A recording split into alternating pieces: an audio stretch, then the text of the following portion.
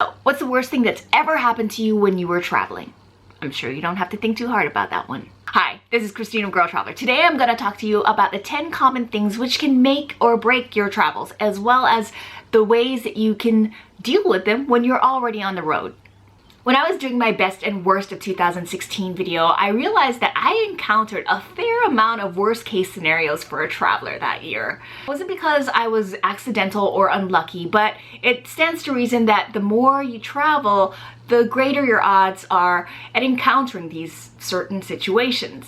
Being that I am a female solo traveler, it obviously sucks when I encounter some of these things, but I also try to view it or focus on the adventure side of it. Or at least I do that in retrospect. I try to see these situations as kind of like a two-sided coin. On one hand, you already know the outcome and it's certain defeat. The other side of the coin, it can offer you the opportunity to be the hero or the heroine of your own story. You can overcome the obstacle. You can affect the outcome.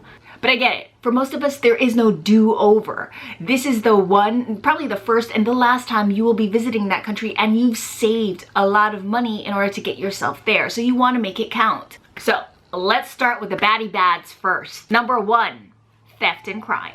This is usually ranked at the very top of every traveler's worst case scenario list. You feel violated, you feel alone, you feel punched in the stomach, and this definitely can color your impression of the country and its people.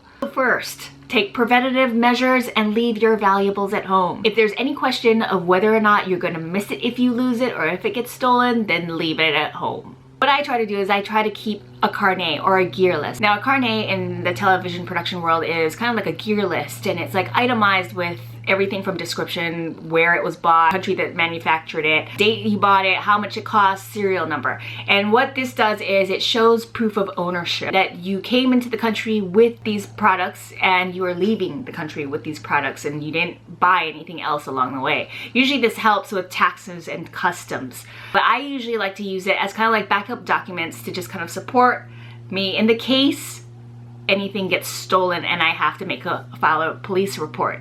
Even though it's highly unlikely that the police will be able to catch the criminal or get your item back, they will still file a report, and you can use that to claim reimbursement money from your travel insurance company. Another thing to remember is with important documents, that's kind of the thing that you don't want to get stolen or to get lost. Like, keep several copies, Xerox them, PDF them to yourself on your phone, and keep them on Google Docs. Number 2, getting sick. Nobody likes getting sick, and that's a big fear of many travelers, especially solo travelers, because you don't know if you'll be able to handle being sick on your own. Diarrhea, maybe you catch a bug, maybe you get something even worse, or God forbid that it turns into something where you need to be hospitalized. Travel insurance is always a good precaution to take, especially if you don't know the country.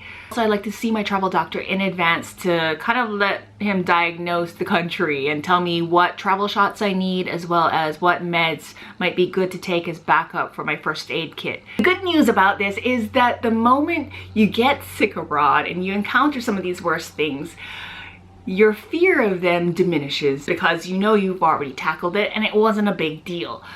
Being a solo traveler alone, when I get sick, and I've gotten sick like twice or 3 times, I definitely reached out to my guest house at the time and let them know that I was sick. In the case I didn't come out of my room, let them know that something's going on and that you need help. If the issue doesn't work itself out within a couple of days, even though I'm taking medication for it, then I definitely take myself directly to the hospital. Sometimes if I really feel off, I might just consider jumping there. 3, getting scammed. Nobody likes being scammed. Occasionally in my Bangkok taxi scams video, I will get these mean comments from male viewers who actually side with the taxi driver who tried to scam me. Just pay the money. This man probably has 2 wives and a family to feed. You're a rich American by comparison. Why are you being so cheap? If you feel that way about your money, then please hand it over to my Patreon account. The idea that there were men who believed things like that was appalling to me. The idea of scamming is the same thing as thievery, with the exception of they're using manipulation, power play, and deceit. And yes, sometimes they can pose or bully their way into a dangerous threat. Whether it's $5 or $1 or $100, I don't care. I don't like rewarding scammers. Of course, I have to be aware of the situation that I'm in and whether or not it's dangerous. In the past, I've done a video on how to deal with scams in general and how to avoid them, how to deal with them when you're already encountering them. I'm gonna leave that up there for you to click and check out if you're interested in more information. But first off, I will say trust your gut about people. If a person doesn't feel right, they're not right. Walk away very quickly. If you feel like you're getting yourself into a situation and it does not feel good, or it doesn't feel like everything's on the table, walk away, or at least make a quick exit or an excuse to leave. Being a female solo traveler, I obviously have to rely on my gut and my intuition a whole lot more because I don't have people around me to protect me from bad situations. When you use it more, it becomes more of an asset in your daily life. And for me, I know this sounds really out there and kind of like new agey and like whoo, because I use it so much and I rely on it so much, I can sense things at a greater depth, even in my own life. And so it's kind of made me a little more psychic. I can sense things, or I know what's going to happen in advance and how things are going to play out. 4, tourist visa. Whether or not you have a flight ticket to a country and it's already bought and paid for, if you don't have that country's visa to let you in, then they will turn you away and you will have to fly back home. And thus you will lose your entire trip. A lot of people don't suspect that it could pose a problem, but always check the visa requirements of the country that you're traveling to. And this happens only with certain countries, is that there's such a thing as transit visas, and these are for the layover countries. You know, it's not your final destination, it's a country that you're laying over and catching like a connecting flight. Some of them require a transit visa, and it doesn't matter if you have proof of onward travel to your final destination, or that you bought a ticket, or that your travel agent bought it for you. It doesn't matter. If you don't have that transit visa, they will turn you away at that layover country that you're in. Now, I know in the past, India was a big one actually, and I'm not sure if the regulation is like this still. In order to get to Nepal, sometimes you needed to do a layover in India, or like a connecting flight in India. The stipulation though with India was that you needed a visa in order to do that connecting flight to get on to Nepal. And so if you didn't have that, they would turn you away. And I've had friends get turned away at, you know, in India, had to fly back home. They had to miss their whole vacation to Nepal. 5, you missed your plane. For international travel, be there 3 hours in advance, and that's because you have to check in, TSA, go through immigration, and it's this whole long process. You want to make sure that you have enough time to make it through all these things in the case the airport is crowded and there's a lot of flights going out that same day. For domestic flights, always be there 2 hours in advance, and there's always going to be travelers out there who want to cut it close, or who can't help the fact that maybe their bus is stuck in traffic and arrived very late. That's happened to me too. In the case this unfortunate thing does happen, you're gonna want to go immediately to the ticket counter and reschedule your trip. Sometimes it helps if you have a mobile phone and Wi-Fi. You can search for flights and then kind of like take it to the counter, or even rebook your flight. You might have to pay a change fee. If you are shit out of luck, then you unfortunately have to buy a new ticket. This could result in a possible longer layover than you expect. Maybe you might have to stay the night. In that case, you might want to either book a hotel or sleep in the airport, sleep in one of the lounges. So having that mobile phone and like connection to Wi-Fi is a very handy thing to have, because then you can research the airport facilities. 6, bad weather. This is a common one for a lot of travelers. That could mean anywhere from having a rainy, overcast day impede your sightseeing. In one case, one of my viewers left a comment saying that she took her first solo trip. Yay! Unfortunately, it was during a hurricane in Florida, and she had to not only spend a lot of her time in the hotel, but it also costed her extra night stays at the hotel because I guess no planes were going out. It's always ideal to check the weather report before you go on your trip. I usually like check anywhere from, you know, like a 10-day span to a couple months span to just get an idea of how the weather's gonna play out. I always pack a rain jacket and a rain poncho.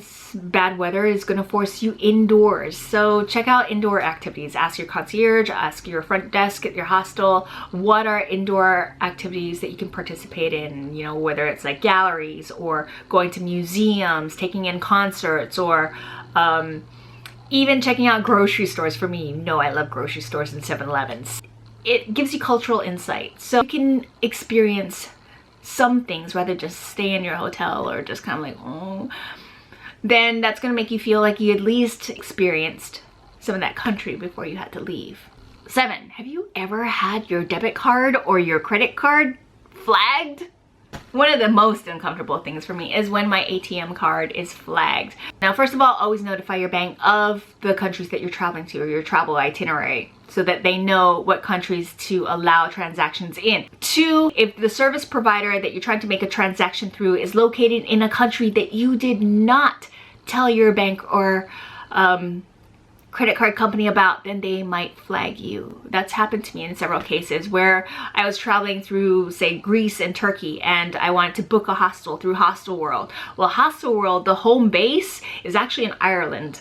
And so my bank saw me making transactions in Ireland, and it was immediately flagged. So keep in mind that those are kind of things that you might want to be aware of when you're trying to make travel arrangements while you're already traveling. Always bring backup cash as well as a few extra credit cards or ATM cards. For me, because I travel through a lot of cash-based countries, I know that my credit card is probably not going to work in there, and so I need to rely on my ATM cards, and sometimes my ATM cards get flagged or they don't work in the ATM machine at the airport. In that case, I need to resort to backup cash. I can go take it to the money exchange and get that changed. 8, equipment breakdowns. Try your best not to take anything that you know is going to break soon. That trip could be the one that breaks it, and then you'll have to spend your trip running around shopping for a replacement. The hardest thing to replace or repair is always going to be technology, and that's why I always bring backup cables and just backups where I feel like my technology might fail. Never assume that there's going to be an Apple or a PC repair shop. If you don't mind using some of that time or your sightseeing time to take care of those issues, then you can go ahead and try and find one. Say you're stuck on a bad tour. Unfortunately, there's nothing you can do with day trips or having a lousy guide that doesn't speak your language very well. But with tours where it's like a longer duration, depending on the contract you sign, sometimes you are able to get a refund or at least a partial refund should you choose to leave your tour or discontinue it. Keep in mind, once you're disconnected from that tour, you have to make your own travel plans, and usually it's kind of like a scramble to do so. I want to discontinue the tour that me and my friends had signed on for. It's kind of like a scam tour, and they chose to stay on that tour for lack of better options. And for me, I didn't want my trip to be ruined. That wasn't the way I want to see India, and so I had to negotiate my own refund. That was a little scary, actually. Once I was cut free, I had to go ahead and plan all my trip on my own, and it turned out really good, actually. And 10, packing mishaps. Despite our best efforts to pack well and efficiently, there are times that you're going to encounter situations where you forget things at home. They'll say important documents. That's something that you don't want to forget. What I do is I always make copies of important documents, my passport, and I will stash it in different parts of my bag. I will also send myself a PDF version on my phone, and I will put another version on Google Drive. And it's a little obsessive, but I know that if I'm ever in a situation where I lose my passport or someone steals it, then I have many backup solutions. If you forget things like toiletries, that's kind of easy to take care of. Most countries have, toiletries like toothpaste. The best solution is to go ahead and just buy it.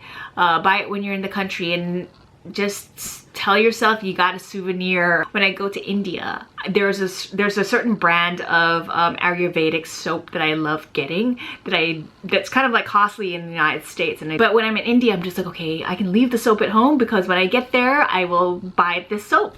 So hope you enjoyed this video. If you did, give me a thumbs up or a like. Subscribe to my channel if you have not subscribed yet. Also, let me know what are some of your worst travel case scenarios. Let me know how you resolved it. I will be putting together a post for this, and it'll have tips, what I just mentioned, as well as if you have any good recommendations. I'll probably be including some of your quotes in there. Be aware there's going to be a link down below that will eventually evolve into a post. Until then, travel safe, smart, and fun, and may the grrrl be with you.